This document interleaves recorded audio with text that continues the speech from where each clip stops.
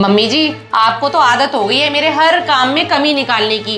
कल मामा जी खाने पर आए थे, उनको मेरे हाथ का बना खाना इतना स्वाद लगा था, पर आपको तो मेरी हर खाने में कमी निकालने की आदत हो गई है। क्या कह रही थी उनके सामने? रायते में नमक तेज है, सब्जी में मिर्ची तेज हो गई। ऐसा कौन कहता है अपनी बहू के लिए?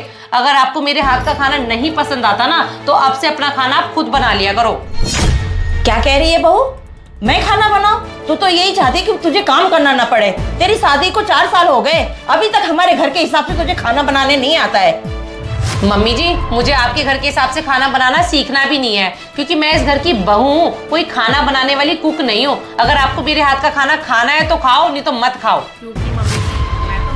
ये क्या, ये दोनों फिर से लड़ने लग गई हैं? इन दोनों का रोज रोज का काम हो गया है, पूरे घर का माहौल खराब करके रखा है। जाके देखता हूँ। पूरा दिन अपनी माँ से पता नहीं क्या फोन पे बातें करते रहती है। घर की हालत देखी है? घर को सड़ा रखा है। मम्मी जी, डॉली, ये क्या आपका रोज रोज का ड्रामा हो गया है? ड्रामा मैं नहीं, ड्रामा आपकी मम्मी जी करती हैं। पता है क्या कह रही थी मामा जी के सामने? कि रायते में नमक तेज हो गया, खाने में मिर्ची तेज है। ऐसा कोई कहता है अपनी बहू के बारे में किसी के सामने? इनको तो पता नहीं क्या रहता, हमेशा मेरे पीछे ही पड़ी रहती है। राजीव, पीछे न पड़ो तो क्या करूं? तू काम ही ऐसा करती है। देख ले बेटा, बहू कैसे बातें करती है मेरे से।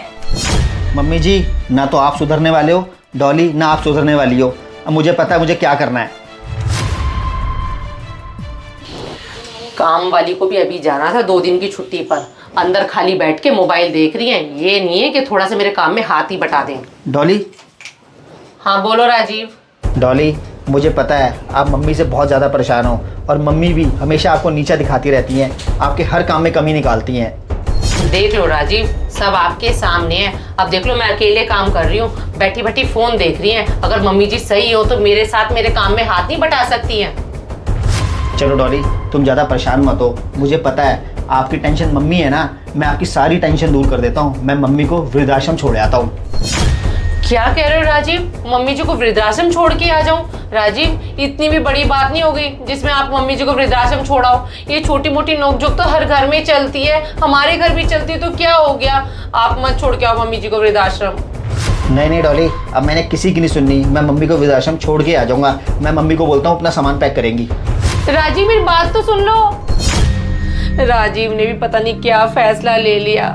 अगर राजीव ने मम्मी जी को वृद्धाश्रम छोड़ दिया, मैं अपना आप को कभी माफ नहीं कर पाऊंगी। छोटी मोटी नोकझोंक तो हर घर में होती है। माना मम्मी जी मेरे घर के कामों में हाथ नहीं बटाती हैं, पर मेरे दोनों बच्चों को तो मम्मी जी ही संभालती हैं। मुझे तो कुछ समझ ही नहीं आ रहा मैं क्या करूं।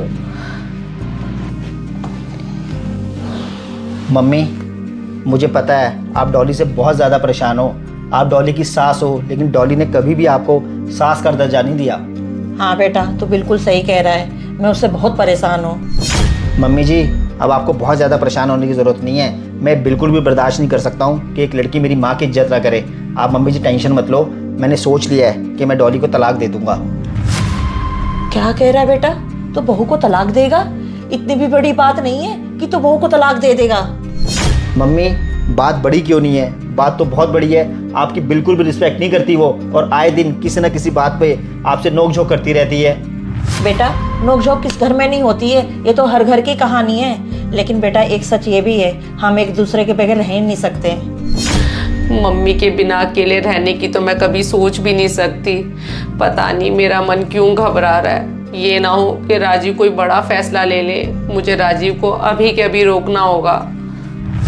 बेटा, एक बात बताऊं, गुस्से में लिया हुआ फैसला ना बहुत गलत होता है। ऐसा ना हो तेरे एक फैसले से हमारा पूरा घर बिखर जाए। मम्मी, अब हमारा घर बिखरता है तो बिखरे। आप दोनों सास बहुओं को ये बात पहले सोचनी चाहिए थी। मैंने तो ये सुना था कि औरतें घर को जोड़ती हैं, लेकिन हमारे घर की औरतें घर को बिखेर रही हैं। अब तो आप दोनों को अलग होना ही पड़ेगा। ये मेरा फाइनल डिसीजन है। नहीं नहीं राजीव, गुस्से में आप इतना बड़ा फैसला मत लो। मैं मम्मी जी के बिना एक पल भी इस घर में नहीं रह सकती हूँ।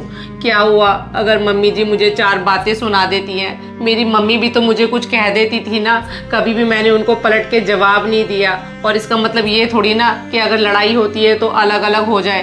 राजीव, मम्मी, मैं आपसे माफ़ी मांगती हूँ। आज के बाद मैं आपसे कभी नहीं लड़ूंगी। बहू, तू मेरे से क्यों माफ़ी मांग रही है? माफ़ी तो मुझे मांगनी चाहिए। ताली का भी एक हाथ से नहीं बचती है। मैं भी तो सबके सामने तुझे नीचा दिखाती थी। हो सके तो बहू मुझे भी माफ़ कर दे। मम्मी जी, मुझसे माफ़ी मांगकर मुझे और शर्मिंदा मत करो।